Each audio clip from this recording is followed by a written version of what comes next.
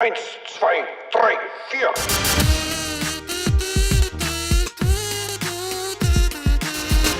Schere im Kopf. It means scissors in your head.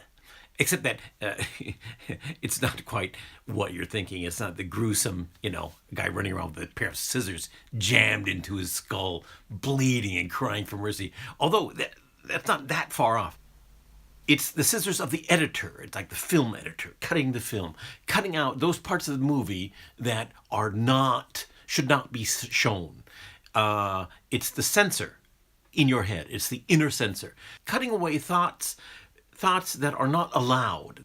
When we think of censorship, we think of some person in place of authority telling us what to think, and we think of fighting with that guy. But in fact, censorship begins in your own head. You censor yourself 99% of the times. Even people who think they do not censor themselves, I think they always think what they believe. They always say what they think, but it's not true. We all censor ourselves constantly. I didn't realize this for a long time. I thought, I said what I just thought, and it was okay.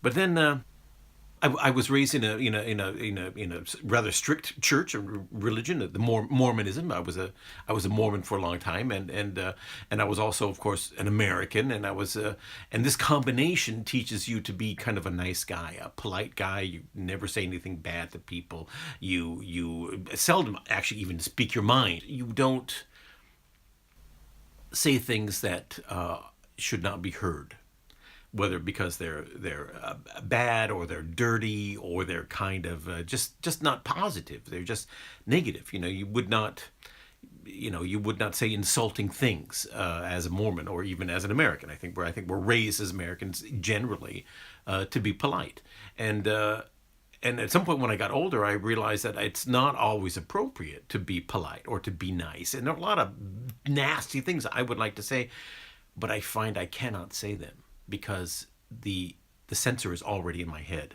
It's there. It just doesn't feel right to say. I just can't do it. It feels wrong. I have stress. I feel stressed whenever I think now I should be an asshole. I should be telling these guys to go screw it. But the stress just rises in me, and I realize you can't say things like that. What a terrible thing to say. You can't say it. It's the censor in your head. And that comes in all parts of life.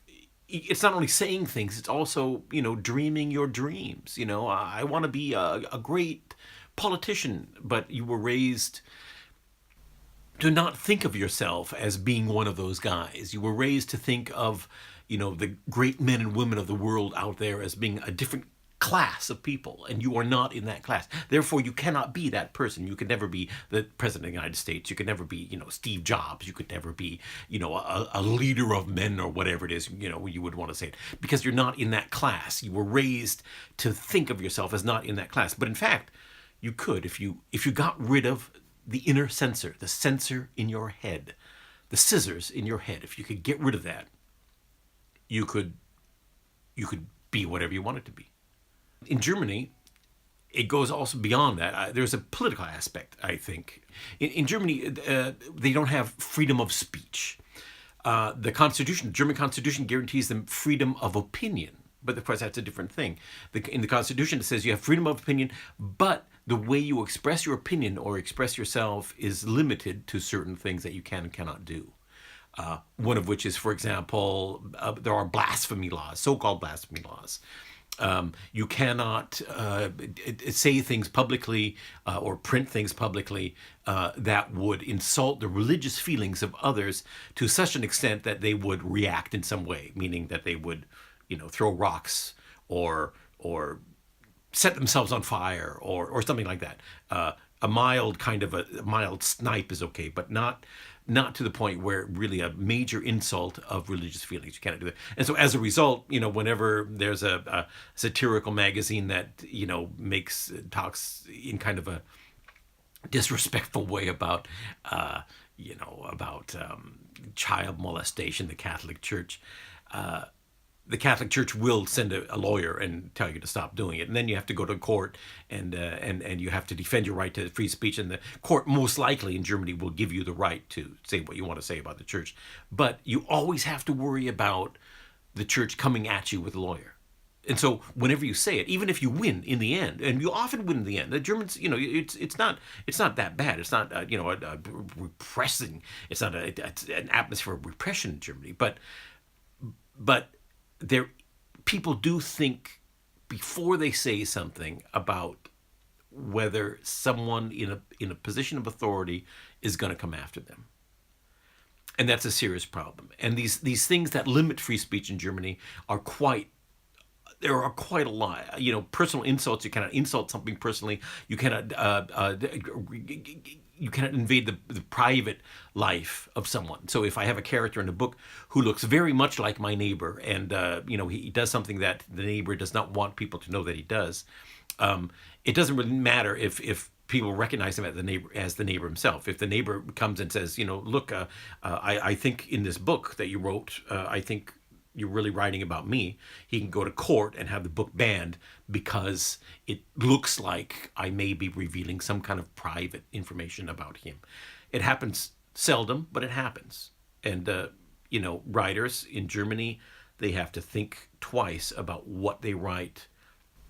They have to talk to lawyers. I've talked often to lawyers, often 2-3 times in my writing career, to lawyers about what I can write and what I cannot write.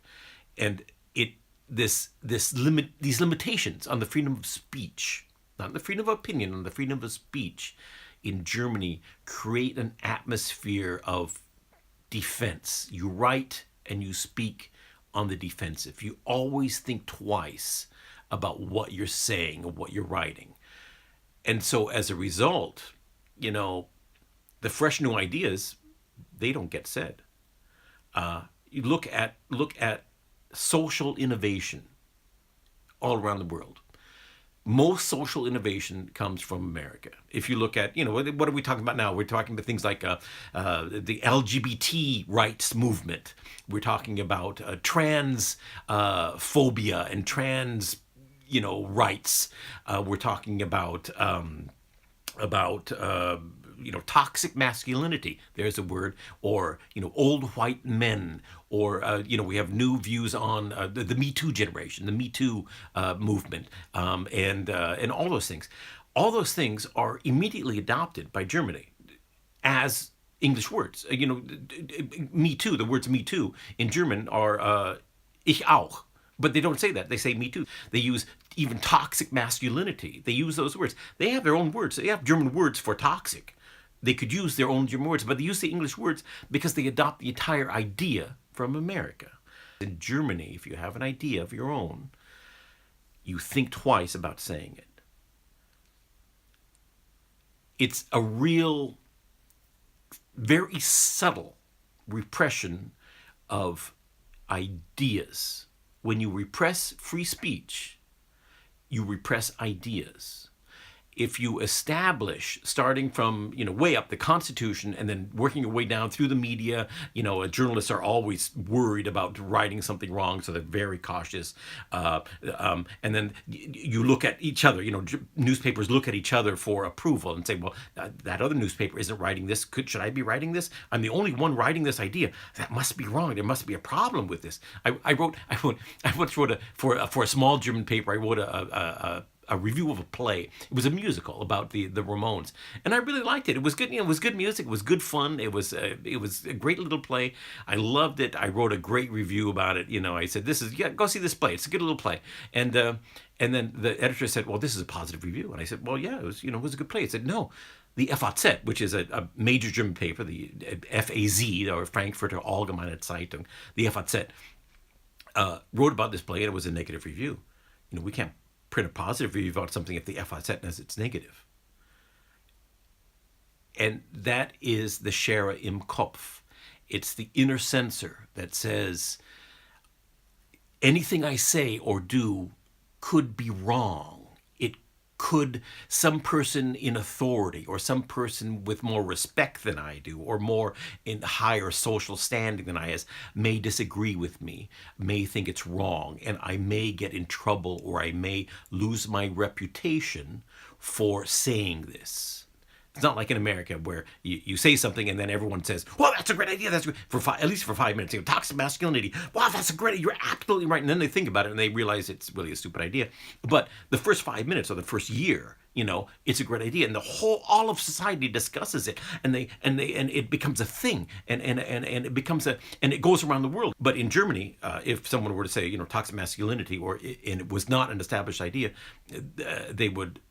someone else would say, well, no, wait a minute. That's not right. I don't think that's right. And so immediately they would be cut down for having an idea of their own. It's not considered socially positive to be the first one to have an idea in Germany. And that has something to do with the Schere im Kopf, with the inner censor.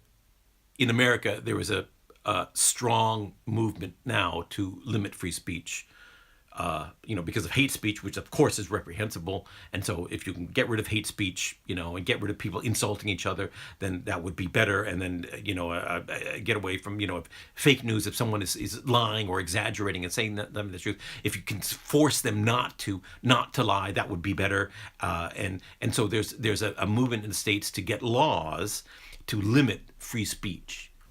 And of course, these laws, the proposed laws, are basically positive because the free speech you're trying to limit is horrible. Hate speech is horrible, and I don't see why anyone would say hateful things to that extent, as like use the N-word. Why would someone say that? But should it be forbidden?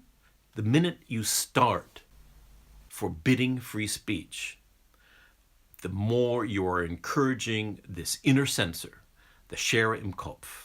And the more power the Schere im Kopf gets, the less free you will be.